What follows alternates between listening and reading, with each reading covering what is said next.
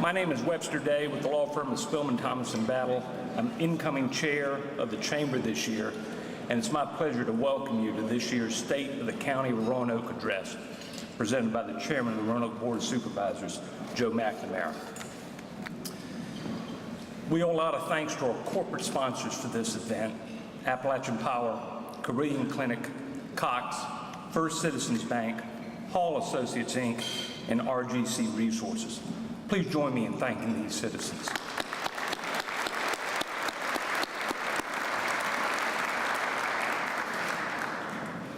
We're also fortunate to have a number of distinguished guests that I'd like to recognize, and if you'll rise when I call your name and please stay standing, that would be great. From the Roanoke County Board of Supervisors, we have the members Al Bedrosian, Butch Church, Charlotte Moore, and Jason Peters. We also have a special welcome to the new Roanoke County Administrator, Thomas Gates. We're awfully glad to have you here and look forward to working with you in the years to come.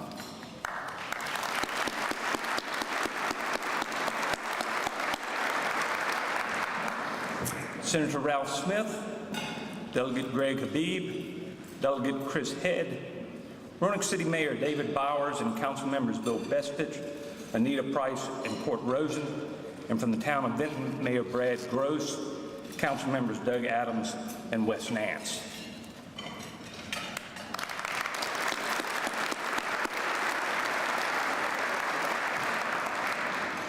With Roanoke County Schools, we have School Board Chairman Drew Baranow and members Mike Altizer, Fuzzy Minix, and Mike Stovall. And on behalf of Representative Bob Goodlack, we have his Chief of Staff Pete Larkin. Representing Senator Tim Kaine is District Manager Gwen Mason. And on behalf of Senator Mark Warner, Sam Lewis Taylor. On behalf of Congressman Morgan Griffith, Angie Hall, we also want to welcome and recognize the Roanoke County Interim Administrator Dan Odell, Roanoke City Manager Chris Morrill, Benton Town Manager Chris Lawrence, and Salem City Manager Kevin Bites.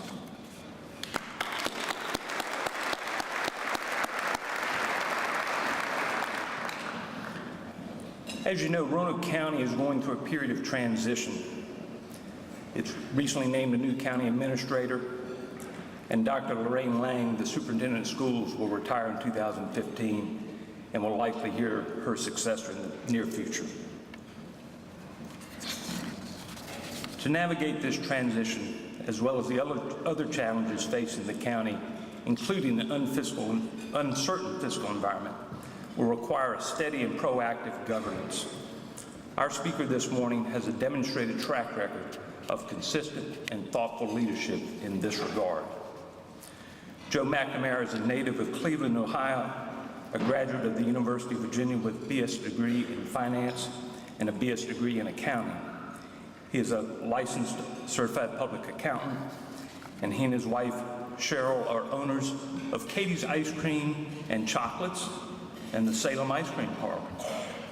Mr. McNamara is serving his fourth term on the Board of Supervisors, where he served as chairman in 2000, 2003, 2006, in addition to the current year. He has served on the Roanoke Valley Economic Development Partnership Board, Roanoke County Audit Committee, Roanoke Valley Allegheny Regional Commission, School Construction Committee, and the Western Virginia Regional Jail Authority.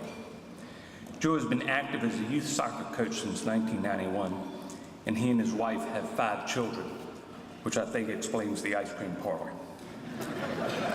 I'm now pleased to welcome Joe McNamara, Chairman of the Roanoke County Board of Supervisors, to deliver this year's State of the County Address. Chairman.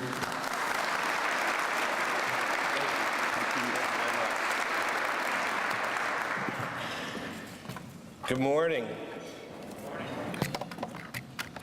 Thank you, Mr. Day, for that kind introduction. On behalf of my fellow board members, the staff of Roanoke County, I'd like to welcome you to the Green Ridge Recreation Center. And thank you as well to the Roanoke Regional Chamber of Commerce for hosting this event and pulling it together. The attendance is absolutely fabulous.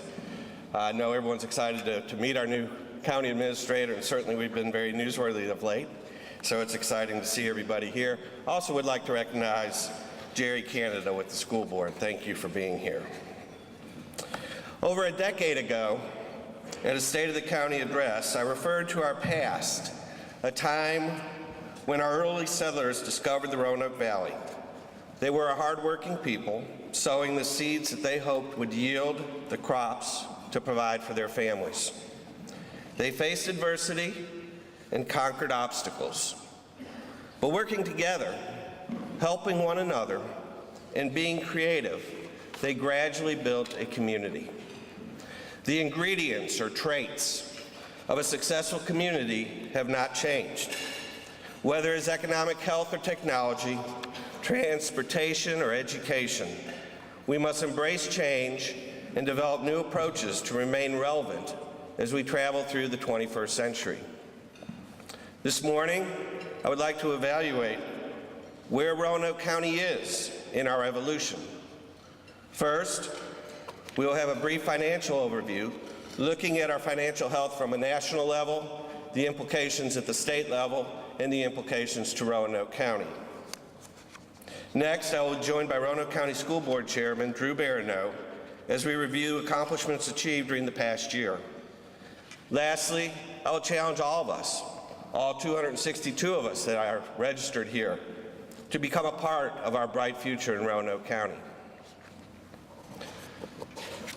We turn to the financial analysis at this time. Financial health and the utilization of sound financial principles, including funding adequate reserve accounts and matching ongoing expenses to ongoing revenue streams, is critical to sound governance. The challenges for us as elected officials is to balance the rationalizing forces of lower tax rates and increased service demands by our constituents.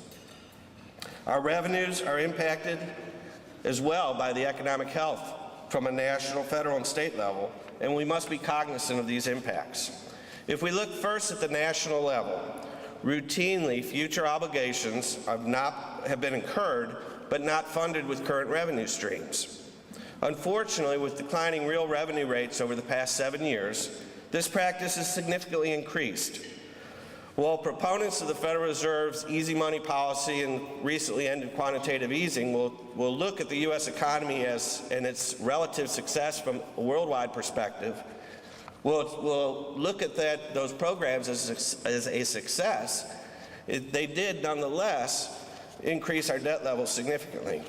At some point, our national leaders must adjust service delivery and obligations to a tax level that is supported by the electorate. Now, if we come back to the state level, our state legislators are required to balance a budget. And while I make no comments on the ethical decisions of a prior governor, he nonetheless led our state through a constricting revenue environment quite well.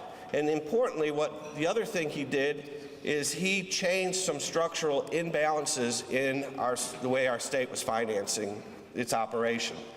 The impacts of those structural changes will continue to be felt at a local level over the next few fiscal years. Well, Virginia, it is troubling nonetheless that Virginia never really suffered the depression or the recession to the extent of many of the northern states in California. Virginia has been one of the slower states to recover. And in fact, a recent article identified Virginia as the third slowest growing economy. On a percentage basis, if full sequestration is impacted, it will negatively impact Virginia more than any other state in the Union. So where does this leave Roanoke County? What are the implications? Quite simply, the state data would suggest that measurable increases in state aid for Roanoke County and Roanoke County schools is not going to happen. This will likely continue a multi-year trend whereby price-adjusted state revenues have declined almost $17 million since 2009. We cannot look to Richmond as a safety net to continue with our philosophies and practices of the past. We must create a vision of where we want to be, determine electoral support, and fund only towards our vision. Let's turn to debt. Many of you are aware that this is my fourth term. If you weren't heard today, although more importantly, I own ice cream stores, I understand. This is my fourth term on the Roanoke County Board of Supervisors. I am honored and admired by the faith that Roanoke County voters have expressed in me during this period. But what has changed during my current term from past terms is an almost fanatical preoccupation with county debt levels, expressed by both the electorate as well as some members of the board. In fact, during a recent board meeting, an elderly citizen chastised the board for both our spending and our debt levels. She challenged the county to espouse the conservative values of her generation, to buy only what we can afford, and to lower our onerous tax rate. Subsequent to that meeting,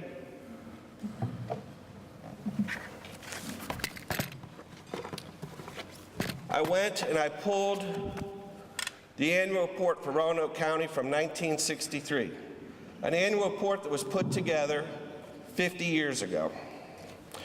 What you may find in this report might surprise you. The Roanoke County debt has grown from $10 million in 1963 to $180 million in 2013. However, as a percentage of taxable property values, our current debt is 2/3 lower than it was in 1963. Evaluated as a percentage of total revenues, our debt is 50% lower than it was in 1963. So stated another way, based on our assets, our debt as a percentage of our assets is much lower. Based on our income, our debt as a percentage of income is much lower, by about a half from 1963. Next, I looked at our general fund revenues. Our general fund revenues we can think of as our safety cash, our bank account. Our general fund revenues in 1963 were approximately 1% of our annual revenue. Our general fund revenues in 2013 were 11%, or $21 million. So stated another way, we have roughly 11% backup safety cash now. We had 1% in 1963. My conclusion is this. While we may have a desire to be a debt-free county, myself included, we are nonetheless a fiscally well-managed county with prudent debt levels. Let me state that another way. While we may have a desire to be a debt-free county, myself included, we are nonetheless a fiscally well-managed county with prudent debt levels. Further, we have a joint county school capital funding program created in 2004 that, if faithfully followed, will eliminate county debt while meeting our capital requirements. This program in this year's budget will now be completely funded. So in essence, we have within our current budget stream capital funding for systematic, logical replacement of our capital structure. How many other municipalities are you aware that have such a program in place? That's worth a clap.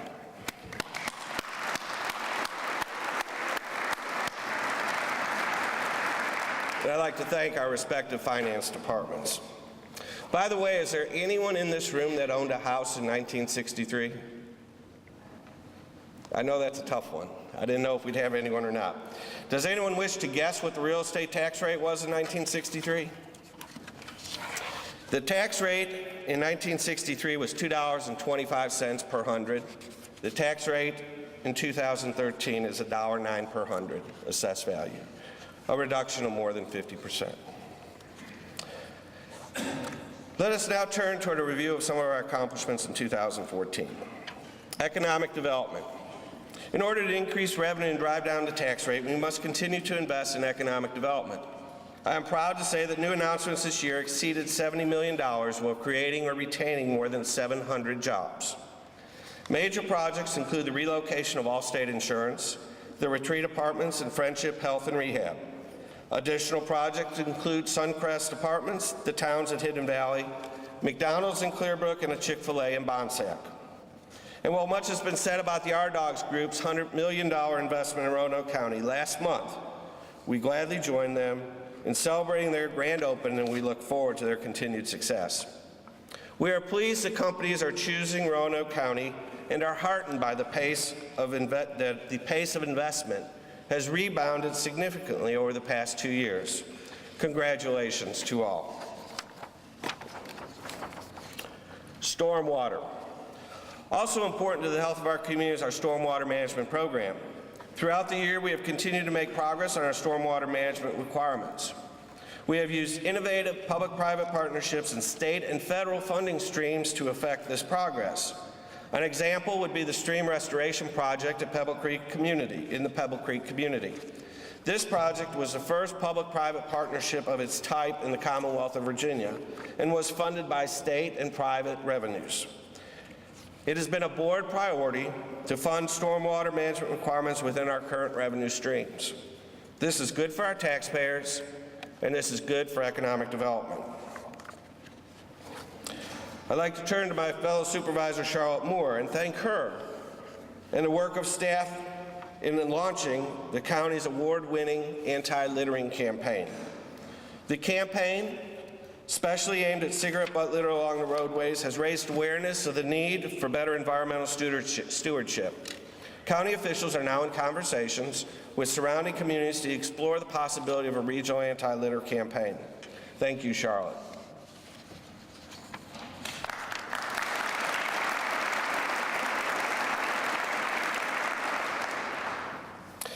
The Roanoke County Police Department and surrounding law enforcement agencies have formed a regional drug unit, partnering with federal law enforcement agencies. The unit has dismantled 6 significant drug trafficking organizations that were bringing heroin, cocaine, and other drugs into the Roanoke Valley. During the past year, over 30,000 dosage units of heroin were seized, along with cash, vehicles, and other assets directly tied to drug trafficking. Protecting the safety and security of our region is the highest priority of our law enforcement agencies, and this regional initiative is changing the way they approach crime in our communities. Thank you, Chief.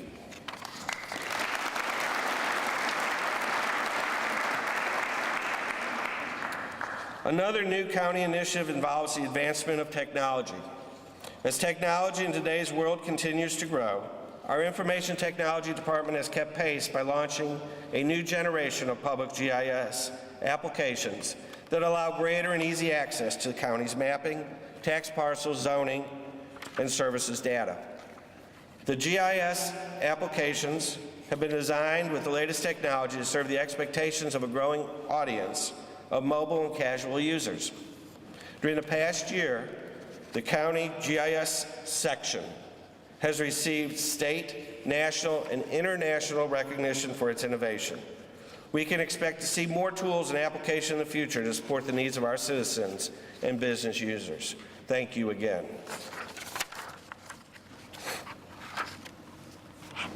And finally, the success of our school system is paramount to the livability of Roanoke County. The quality of life in this region and educational systems are key determinants in any economic development success. We believe we have solid programs in each area. I have great pride in the relationship that exists between the Roanoke County School Board and the Board of Supervisors.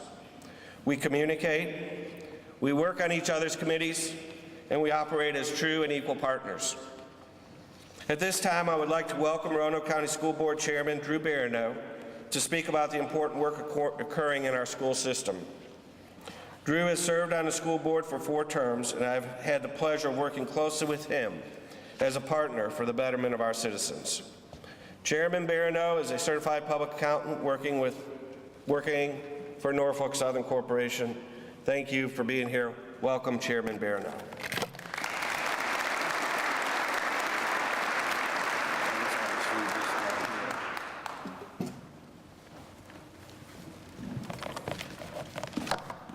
Before I start, I would like to recognize our newest member of the school board, Mike Altizer. I think you were overlooked, but certainly you're not forgotten.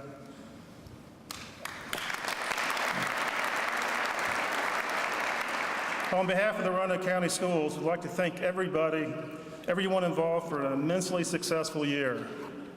We are proud to offer the best educational opportunities available by empowering all students to learn through technology and 21st century skills. We are extremely fortunate to have a dedicated and caring staff that embodies our mission to ensure quality learning experience designed to equip all students with skills to adapt and thrive in a challenging global environment. And to the citizens of Roanoke County, we'd like to express our gratitude for allowing us to make decisions necessary to guide your school system.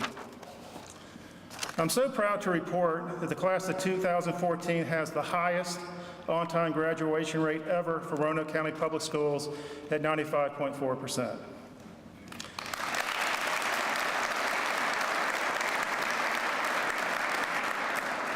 We have the highest graduation rate among the largest school systems in the state. We also are proud to offer a program where students can potentially earn an associate's degree from Virginia Western Community College along with their high school diploma. In addition, our students are outperforming the state average in SAT and ACT college admission exams, and our students are being recognized across the state and the nation for their accomplishments in arts and athletics. In short, we have some of the best students in the nation, and we are proud that they are part of Roanoke County Public Schools.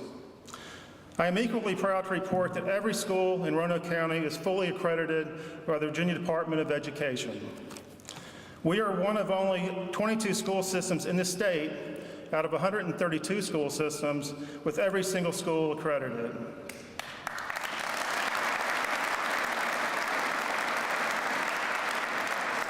Unfortunately, much like our partners in county government, we continue to experience budget cuts and mandated funding shifts from the state. This means we have to continue to find alternative ways to offer high-quality education program with a balance that is lower than pre-2008 levels. Despite these challenges, our teachers are innovating new ways to teach and new ways to help students to discover and learn. We are also very thankful for our partners in the Board of Supervisors for formally adopting a revenue sharing agreement. This agreement is unique to the state. It takes into account changes in student enrollment and county population. It has been a key component in our ability to weather the bad financial times we have seen, and it allows us to financially plan for the future. Providing a quality learning environment has been a priority for Roanoke County Public Schools. With a joint capital project financing agreement developed in 2005 between the school system and the County Board of Supervisors, we have renovated many of our school locations in the past several years, and we have taken advantage of significant competitive construction savings during the recession.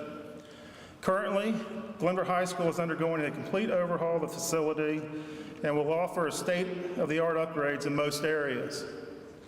With 27 school buildings at an average of 47 years old, the need for ongoing renovation program is necessary, and the collaborative efforts of both boards is critical to ensure funding into the future to protect taxpayer assets.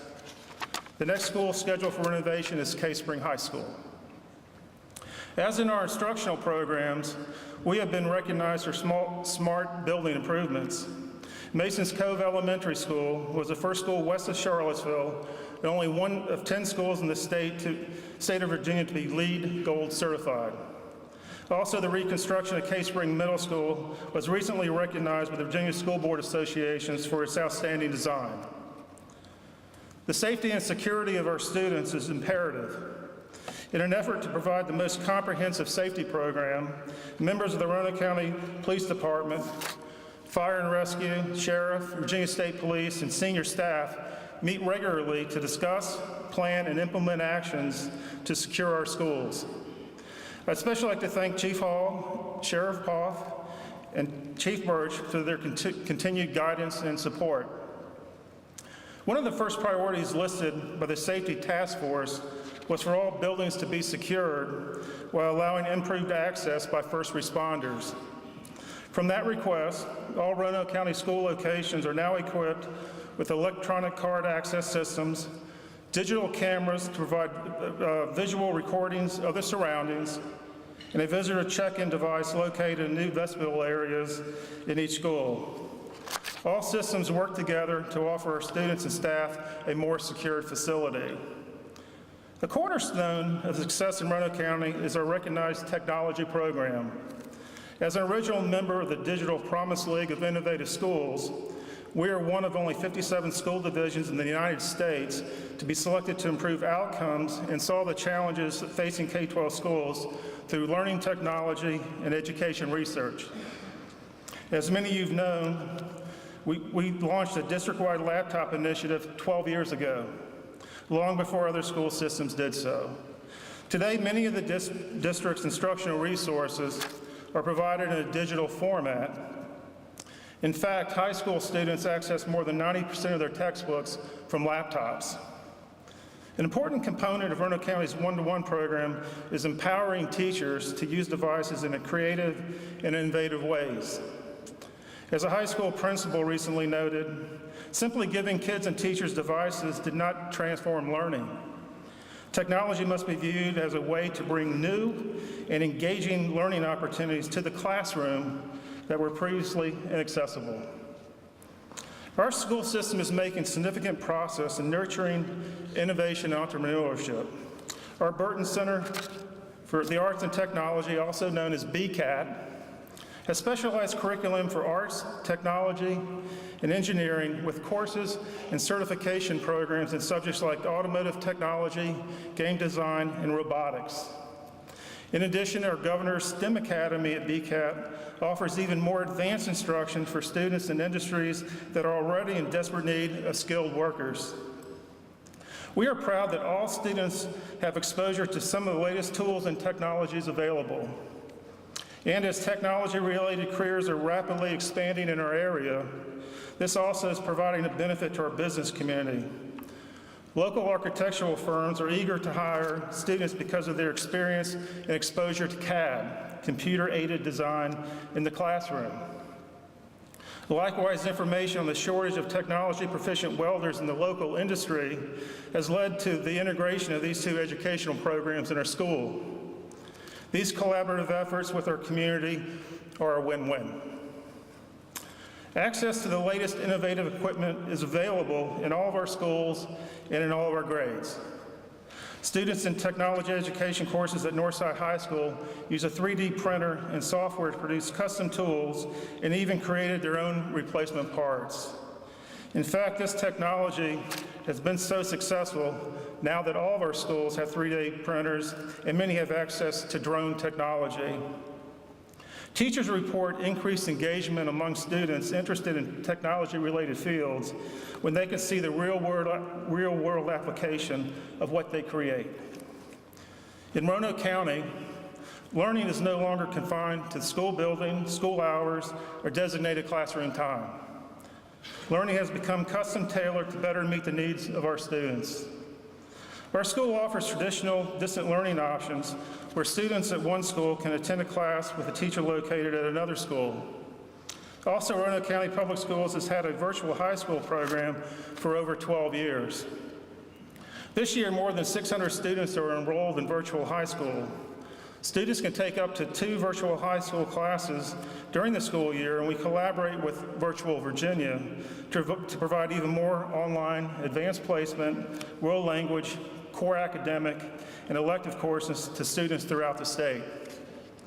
We understand that teaching is more than just preparing students for an end-of-year assessment test.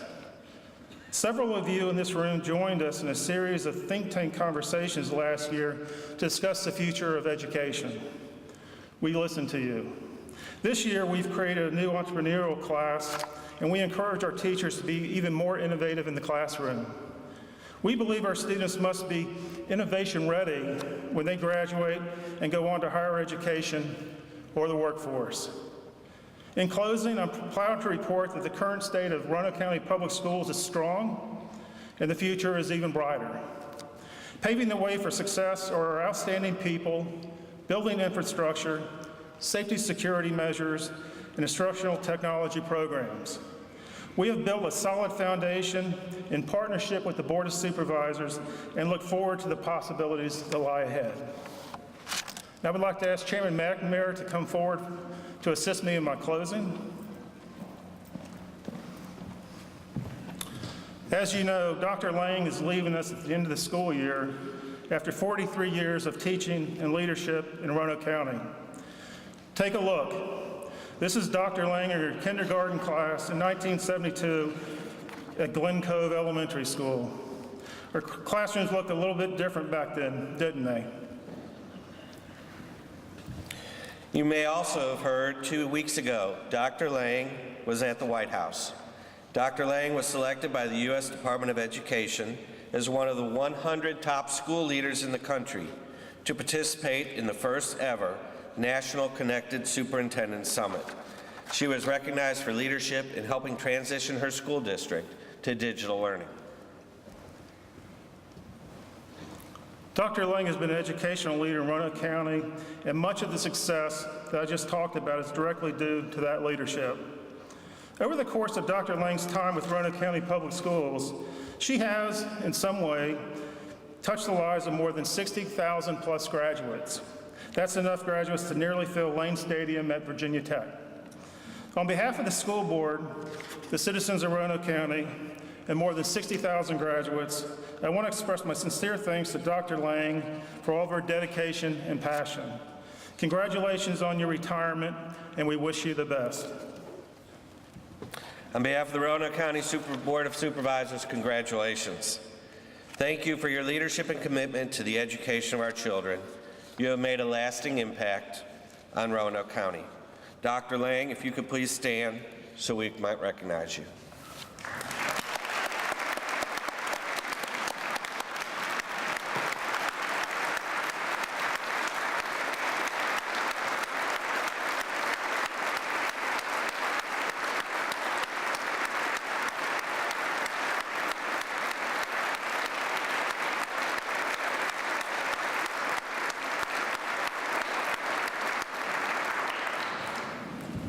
Thank you, Chairman Barno, for that update. Now comes the challenge in speaking of the future. Between now and the next State of the County, Roanoke County will have elections, as we do every year.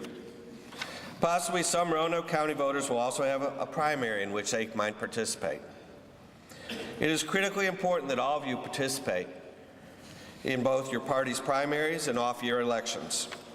Your votes are too critical to be left at home. The last Roanoke County elections included 2 primaries in which Supervisor Bedrosian and I were elected by a combined total of 5 votes. I am reminded of a quote from Boss Tweed, a famous New York politician in the 19th century, who said, "I don't care who gets elected. I don't care who gets elected as long as I get to do the nominating." Primaries in Roanoke County have and will continue to be a major determinant of successful November elections. Please be a part. Finally, as most of you know, Roanoke County has hired Thomas Gates to be our next county administrator. Drew and I would like to thank you for your attention over the past 20-25 minutes, because we know many of you would rather be listening to Mr. Gates. With that in mind, I have the privilege to introduce you to our new county administrator. Tom comes to us from the city of Alexandria, where he has served as deputy city manager and chief of staff. Tom will bring a wealth of experience in areas such as strategic planning, budgeting, operational performance, and accountability. He has a passion for public service and has a forward-thinking ability to guide Roanoke County into the future. Tom will be instrumental as we develop a vision for Roanoke County during the first quarter of 2015. Tom will assume his position with Roanoke County at the end of this month, but we're delighted he is joining us today. Please join me in welcoming Tom Gates to the Roanoke Valley.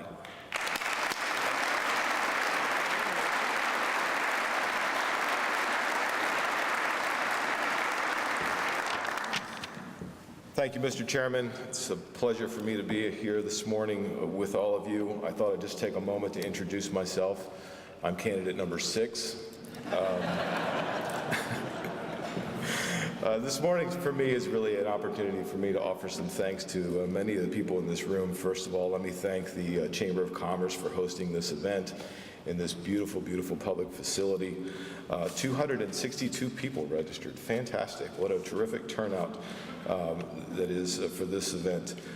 When some of you may know, if you've looked at my resume, that when I began my public service career, I started off in economic development in Montgomery County, Maryland. I spent 7 years working for the county and trying to develop the county, primarily recruiting businesses to the community. I learned very quickly that a strong business environment is absolutely critical to a successful quality of life for any community. And so I carry that with me today. I look forward to working with many of you in this room to ensure that Roanoke County's business community continues to be very strong. Secondly, let me offer some thanks to the Roanoke County Public Schools. I had the pleasure of meeting Dr. Lang, one of the first people I met when I came to the community. I can't tell you how reassuring it is when you look to a community and contemplate moving there, to know that the community, the public schools in that community are top flight. I have two sons who will be entering the 8th grade when we arrive and will go to high school next year. Pray for me. But to know that they are in good hands, to know that they'll be working inside of a school system that is regarded as well as it is and turns out as many quality students as it does, is just a great comfort to my wife and I. And I just truly appreciate the quality of the school system here. Certainly a huge factor in our decision to come to Roanoke County. Lastly, I just want to recognize and offer my thanks to the Board of Supervisors who have expressed their confidence in me. I look forward to working with all of you to help set the strategic direction of the county. I think that together we can define the direction for the future, as the chairman has alluded to, and then I will take the responsibility for implementing the direction that you offer. We will work with the community, I think, in the coming weeks and months to develop a strategic plan. I think that has been expressed to me by the board as a high priority of theirs. And I'm looking forward to doing just that.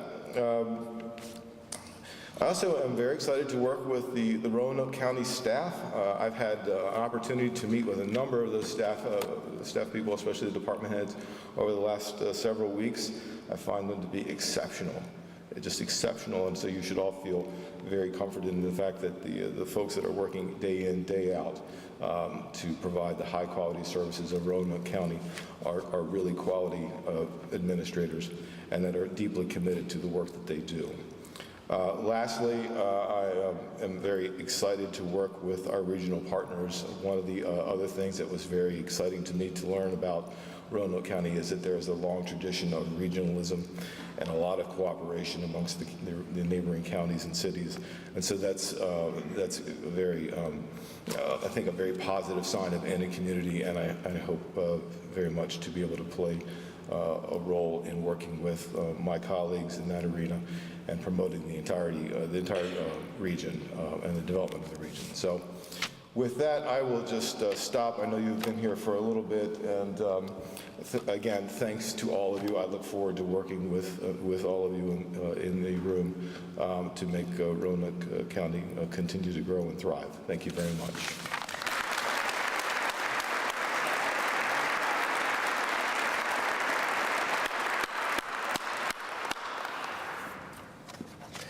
Thank you, Tom. We look forward to having you in the Roanoke Valley.